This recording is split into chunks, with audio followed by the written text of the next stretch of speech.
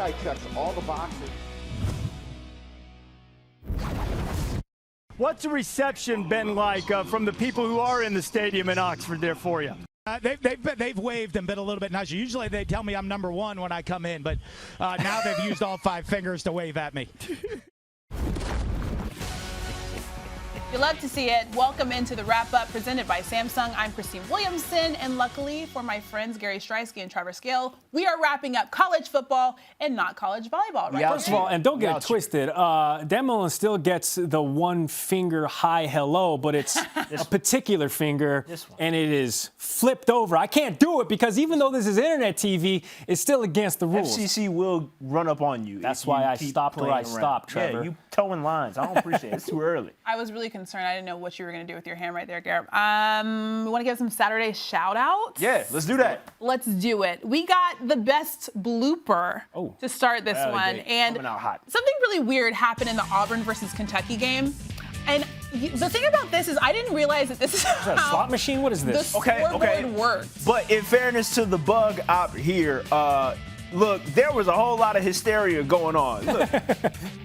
I'm just confused because, like, I felt like when you do the scoreboard, you have to just, like, type in the number and then the graphic. No. It's kind of like, I don't know myself, but, like, look, it was insanity. There was, like, a pick six that wasn't a pick six. Somebody got called for targeting. It was just a mess all around. So I understand why that man or woman was all kinds of screwed up on them. If you think I'm going to say something about a colleague who I haven't met in person, you're crazy because these are the same people behind the scenes that are supposed to make us look good. So, listen, hey, mistakes happen, but it's just like a slot machine. 80-point touchdown. It's all good. It's all goody. Who knew? All right, let's look at the best fan. And this is actually kind of strange, in my opinion, because there was a Florida recovered a fumble. And run that back. This guy's natural reaction for some reason was to give this very awkward hug. And my man, wear the mask correctly if you're going to do that, Playboy. Go ahead, tuck your nose up underneath there. We're supposed to be social distancing. There's violations all over the place. You guys call it awkward. I call it she must have had some pretty good shampoo. Look, his nose was all up in that. And listen, we know Florida, they march by the beat of their own drum. There are no rules in Florida. Forget about social distancing. They can get as close and lovey-dovey and nose-to-nose as they want. Let the people live. Let's not start doing giving Florida hate. Everyone Trevor smells good tonight. Florida. Let's go to the worst fan. How about that? I have never in my life seen anybody clap like this. Okay, well, you're tripping because don't knock it till you try it. Because I saw the video and I was like, wait a minute, this dude must be on something. And seriously. Is he getting triceps? No, I'm serious. I'm not kidding, guys. This takes less effort. That's not what he's doing. What do you? Yes, it is. No, he's kind of like pressing up into the hand. It's up and over His and shoulder behind. mobility is crazy. Guys, try it. I'm telling you right now that I'm not trying that. This takes less effort to do. I've been sweating under these lights all day. I'm not revealing you pitting? You pitting right now, Trevor? Gary, you need to do that the whole show. Then, if it takes less effort, then let's keep your arms up the whole entire show. I'm not saying that. I'm not getting that extreme. All I'm saying is like that guy is onto something. He's seen some years, and obviously he's he's trying to clap at a social distance. Ways to clap. He don't want to clap in nobody's space. He clapping up. Okay, I lied. I said that was the worst fan. Actually, this is the worst fan. And Why? He looks like he's like not even, first of all, because he just coughed and it's whole like entire pandemic. You know how they don't cover nothing? They just put the whole tongue out there and just make sure you get every last bit of them vapors. They just want you to feel all of it. All of it. And my man's got the pullover with no shirt on. He was vaping, bro. You need to chill out. He was vaping. He just hit his jewel. All right, it was probably blueberry mint, something like that. I don't know. I'm not familiar. Yeah, how familiar are you with this mechanism? I'm not familiar with the flavor of pods. But if you're like Gary, pick out any of these fans that you would probably bet a little bit of dough, probably hit the jewel. I'd be like, definitely 3/4 zip guy with no shirt underneath. You think he passed that water bottle to his homegirl right afterwards? Hey, you want to waterfall? No. Lips straight to the lips. That is extremely disgusting considering. Aren't they supposed to be wearing a mask? Like people live. No, literally no. That might not happen. All right, so I would like for them to live. Actually, that's most disrespectful play. Auburn's Seth Williams goes over the top. This is actually completely ridiculous. He was just like, "Get off me, bro." Yeah. I feel like that was a little unnecessary though. Like he didn't have to little boy that man like that. Like stop that. You out of everybody, you should know that there is no extent of necessary or unnecessary. There is no magical threshold that a player can only I think over this threshold is unnecessary. No. You what? sun the opponent to the extent that person can get sunned by you. You're right. He took it to the max, and He I did. loved it. He went OD. What would you do if somebody did what would you do if somebody did that to you? Oh, no, we got to fight. No, but you can't. You just got to eat it. What you mean we can't? You got to eat it. No, he I ain't roasted got to you, eat nothing. caught We it going over to you, war. We and running then he to flexed ones. all over you. So all you got to do next time is prevent him from catching the Absolutely rock. not. I'm looking at my coach and I'm telling you, hey, look, a flag coming in. Understand that. We're going to have 15 yards on this kickoff, but we're going to have to scrap for a little bit. All right, let's take a look at the best uniform. Gary's been talking about this all freaking day. For understandable reasons. These things is cold. Powder. They used to only have the powder blue helmets, but then they came out with the powder blue threads, and it's next level with it. Are raw. Those might be the hottest college football uniforms. And I know everyone's like, oh, baby blue, baby blue, baby blue. Yes, there's something about powder blue, but the way they accentuate with the double stripes on the shoulder and then you kiss it with that cherry red on the helmet, that is just that's hard. Sexy. That's hard. That's a uniform that can single-handedly convince a recruit. I'm not even kidding. That's no exaggeration. No, yeah. If you pull something like that off and you, hey, put this on, let me get some flicks with you on it. Kid those out on Instagram, they're committed. Life's going crazy. Yeah, you probably right on that. I ain't gonna lie to you. I honestly don't know why, but it just doesn't do it for me. It really what are you doesn't. talking about, Christine? I Gary, we learned because I saw this in the rundown and I was like, this is the uniform that we're going so hard for. We learned that Christine is a hater. That's crazy. I loved. Dang, you that's are crazy, a hater. Christine. That's crazy to the level of like you're hating right now. And if I wanted to step to that level of hate, I'd be like, Christine, that chain you're wearing ain't even real. But that's not me, and I'm not gonna do that right now on live internet TV. What is real? What is real? It's a real chain. Yeah. Okay. Yeah. You just asked what color your neck is underneath. Is that real? Nah. I'll save this for later. I'm gonna say that. I do not have time for this. I'm rocking my own turnover chain today because, just fraudulent. Hey, but just don't turn it over because the underside is green. I'm upset. All right, let's go to the best impromptu celebration. Louisiana's Nate Snyder kicks a game-winning field goal, and then I didn't understand what exactly he was doing. Is he dancing? He's sea-walking. I'm just not sure what exactly is happening. I don't know either, but I don't know if we're going to run this back all the way. But when the field goal went through, my man that was right behind the goalpost almost ate it. Nobody wanted to talk about that. I thought that's who we were focusing on. I thought so too. This was about to eat the goalpost right now, like it's right in front of him. But by the way, did anybody not point out that dude looked exactly like the Greatest Showman? Like he had the hair, he had the facial hair, he had the scepter. I thought he was about to start like walking. He was either the Greatest Showman or Gardner Minshew. Yeah, he did kind of look like that too. So no props for him? I mean, that's fine. He had a prop in hand. Yeah. That's about all he need. That's true. Let's talk about this. And I'm sorry, when I saw this, I was very concerned entirely for actually both of these people. But like the coach really grabbed old boy's head as if he was going to headbutt him like that was normal. And now he's not okay. He still hurt. See, run up, get done up. That is a simple rule in life.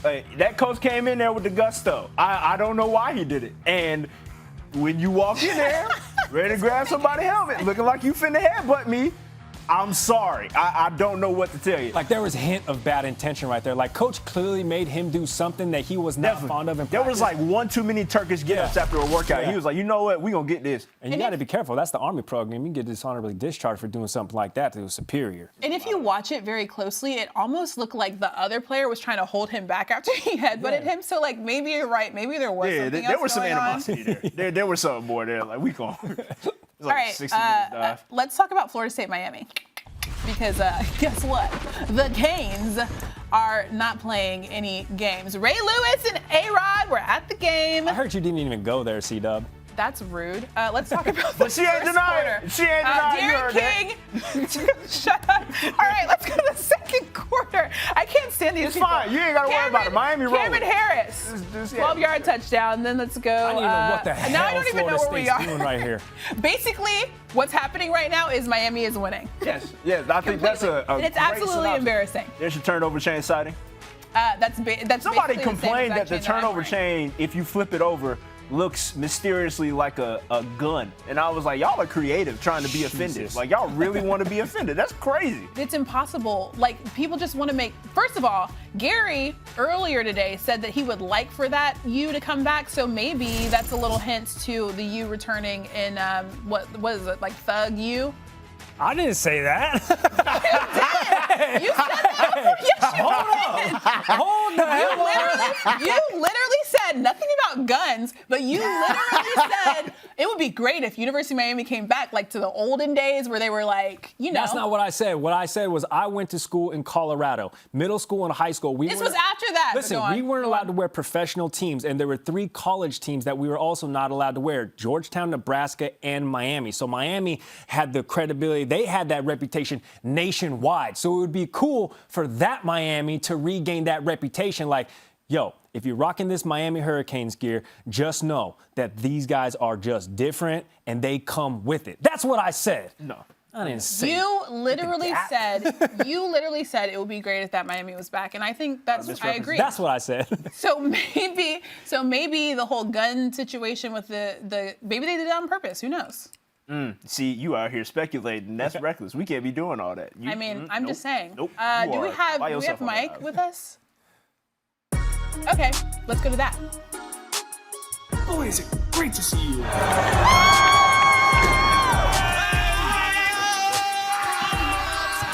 So we're going to give the people what they want. Giving the people what they want. I was going to say my guy, Mike Ryan. I've never met you in my life, but hello, Mike. I'm Christine Williamson, and I went to the U, so I just felt like we have a moment right now, because go Canes.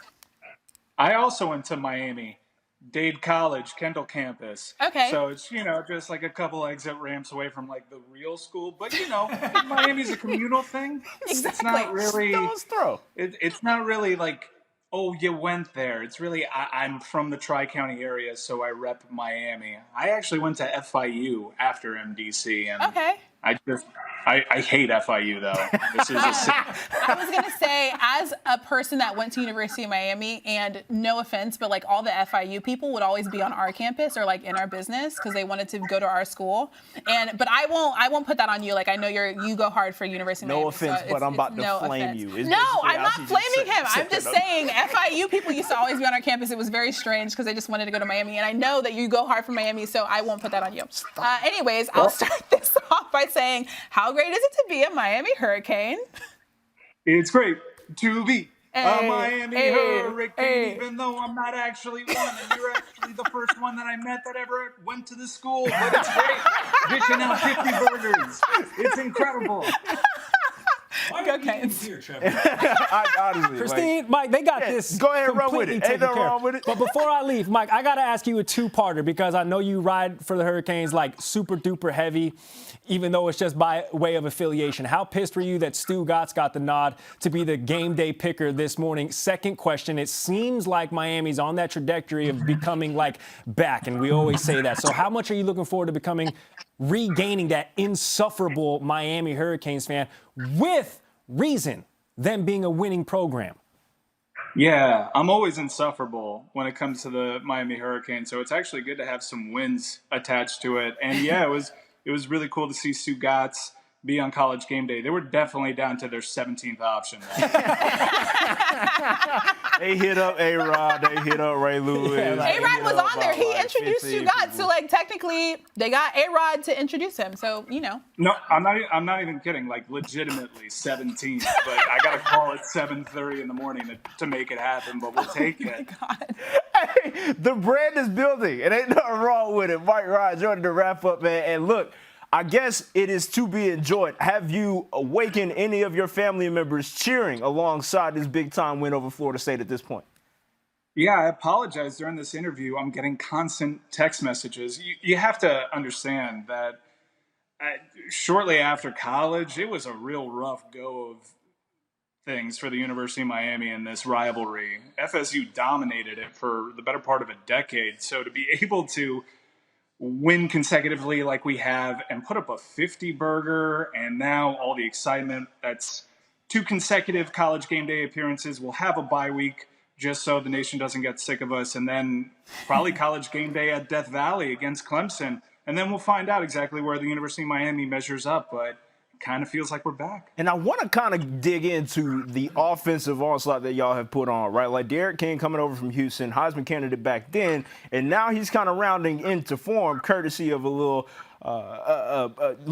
certain level of chemistry happening with y'all's offensive coordinator. And I am wondering just how consistent you expect that to be going forward. Look, it took us 45 years to actually run a spread offense here in Miami, an offense that all these college recruits in the Tri-County area play in.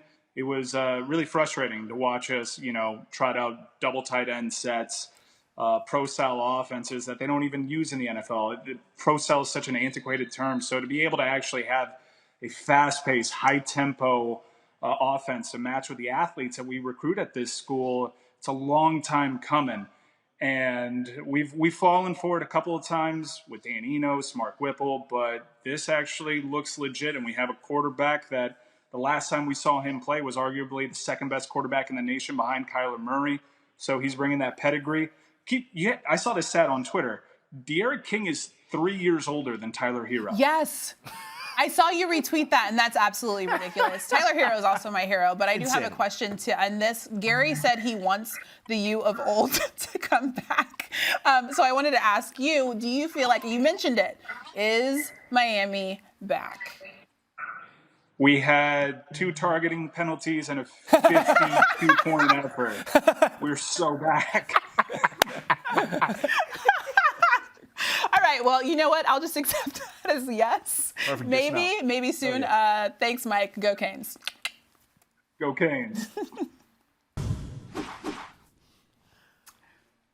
Now it is time for the biggest social moments of today, brought to you by the Cero by Samsung. We're going to start off with Ole Miss versus Florida. They had a show of unity before the matchup today. And I think this was just the perfect way to sort of prevent any blowback from the crowd potentially and protect both the players and coaches on both of these teams. Yeah, it was a decision that both teams came to before the game and before anybody gets upset. It wasn't during the anthem or anything like that. It was right before kickoff. So no matter what side of this debate that it's become that you fall on, just understand this is going to be part of the game now. Going forward, the players have made a cognizant effort and attempt to sort of have their voices heard, and it's not going away. Yeah, just listen.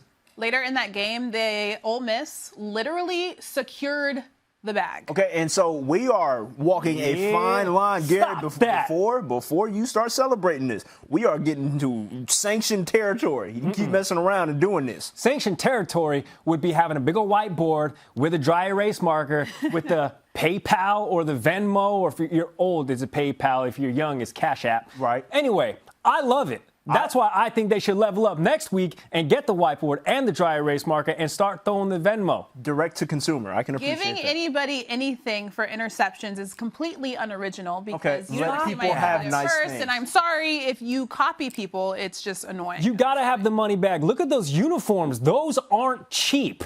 Very nice. Okay. Next up, Athens High School has changed the name of the football stadium to Joe Burrow Stadium. The Cero is moving. It's rotating. I did that. You did that. I respect it. I personally did that by Say myself word to you. with my mind. But, I mean, Joe Burrow went to the school, and then they named the stadium after him. Yeah, man, put on for the entire city of Athens in the Heisman speech appropriately, and look what gets done when you kind of put on for the city in a whole bunch of different ways. You're being way too, nonchalant about this. Okay, this man is a first overall pick, Heisman Trophy winner, national championship, and I'm putting this up there as, the ultimate flex that is bigger than all of those, because when he goes home to Athens, Ohio, and he's pulling up to his hometown, he just drives by the stadium and is like, that's me. I would also that's my stadium. That's my name that's going to be on there forever. I would also like to point out that he raised more than $400,000 for the Athens County Food Bank. In addition to thousands of dollars donated by the Athens High School boosters and other area government and nonprofit support agencies. That was a really long Okay, so on top of that, Let's rename Athens, Ohio. No. Joe Burrow, Ohio. The dude is. We can't just reorganize municipalities and whatnot. Like, no. Gary, we rename streets and cities all the damn time. All the time? Joe Burrow, Ohio. It's got a ring to it. All the time. Yeah, just all the time. All right, so next, the Dome opened again in Syracuse, and it is litty. Okay, so my thing is, are they still trying to play basketball games in this thing? Because, like, that... it could be very difficult to pull that off, I feel like. Every time I see them hooping at the Carrier Dome, the house that Donovan McNabb built, I'm like, how big is that curtain? Like, where do they store that? Where do they put that thing? It was $118 million for these renovations. That's nothing. Just a slight bag. Jim Boeheim just writes a check. That's in his savings account, his auxiliary savings. Easy money. Number 3, Oklahoma. This is very sad. Lost by 3 to Kansas State, and David Pollack had a lot to say about it. He tweeted and said, death, taxes, Oklahoma's offense, and unfortunately for Oklahoma, Oklahoma's defense. Chrissy, we're going to have to work on you, like, teeing me up, because I got very nervous when you said this is very sad. Like, I got very nervous. I didn't know what direction we were going in, and I just wanted to be, I was like, a puppy's about to die. I was like, yeah, like, good Lord. But yes, Oklahoma's defense has tragic circumstances to overcome at times. Like, this is to be expected. Like, we know the Sooners are going to put up big points, and we always know they're going to fall somewhere in the top 5, and we always know there's going to be at least a game on the schedule. Most recent memory, even though they won, was Army. Was it last year or 2 years ago? They always just have a flop in the season, and Kansas State has been on the receiving end, or actually the delivering end of oftentimes ruining hopes and dreams and chances early in the season for Big 12 teams. Second year in a row, they actually beat Boomer Sooner, so there you go. Hold that. I thought it was sad because, Oklahoma was number 3. That's what I meant, Trevor. Sorry, I didn't mean to scare you. Florida won their first game today. We got a guy from that game who balled out right here. Remember, one timeout in the back here, and you're not gonna need it. Kyle Pitts scores it. What's going on? Time now for Couch Conversations presented by Dr. Pepper. And we have a very special guest joining us for our Couch Conversation. It is Kyle Pitts, fresh off of a 51-35 win out of Florida, right on over Ole Miss like it wasn't nothing. And I just want to check in first, Kyle, with the pup, because we heard it in prep, and I just want to make sure that everything's all right with the pup. Everything is all right. He's just upstairs, and he can hear me down here, so that's why he's making a little noise. I understand it. I got a French bulldog at the house, and anytime I am away from him, he ain't having it. So I get it. But to the order of business at hand, man, 51 points today as the Florida Gators roll again in that Week 1 matchup against the Ole Miss Rebels. And first things first, man, are we expecting to see this type of offensive production every single week for this 10-week sprint? I would say yes, because, this was just a start, with the preparation during the week, and us just seeing what we can do and knowing that we can keep going. It's little things that we may have missed today that we can clean up, and I feel like put more points on the board.